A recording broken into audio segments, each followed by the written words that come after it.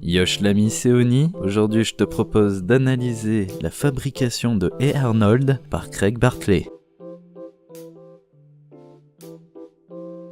Parlons maintenant de Craig Bartley. Né à Seattle le 18 octobre 1956, il a terminé la high school en 1974 à la Museum Art School de Portland, puis a étudié à l'étranger à Siena en Italie.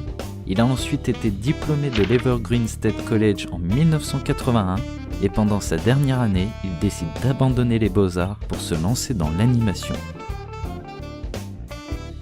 Son premier boulot était à Will Wheaton Studio de 82 à 88. Will Wheaton sont ceux qui ont travaillé sur Magicien d'Oz de Disney et California Raisin. C'est là qu'il a appris le stop motion sur des publicités des shorts. Il sera à ce moment-là apprenti réalisateur et créera lui-même le design de Noid, mascotte de Domino's dans les années 80.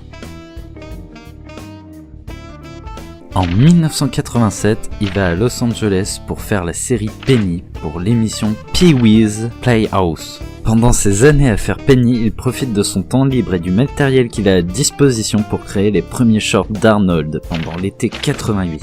Il en créera 2 autres dans son salon.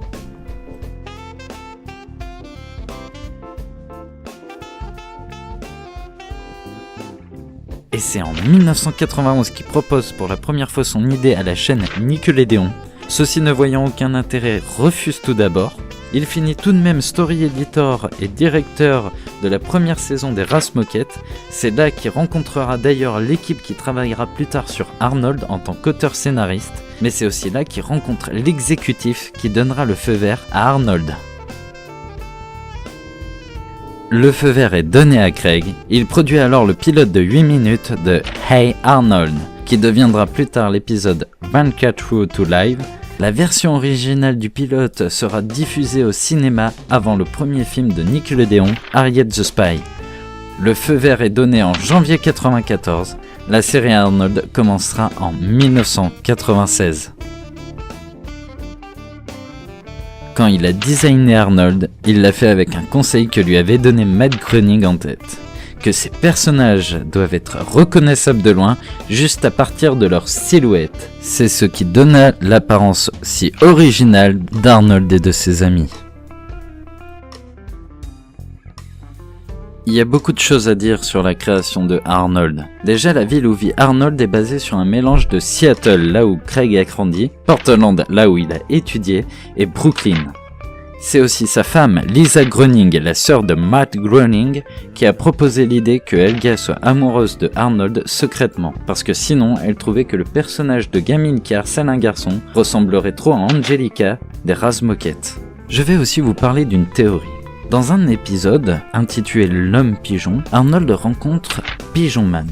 Celui-ci a été rejeté par la société et vit sur le toit d'un immeuble en compagnie de ses amis les pigeons.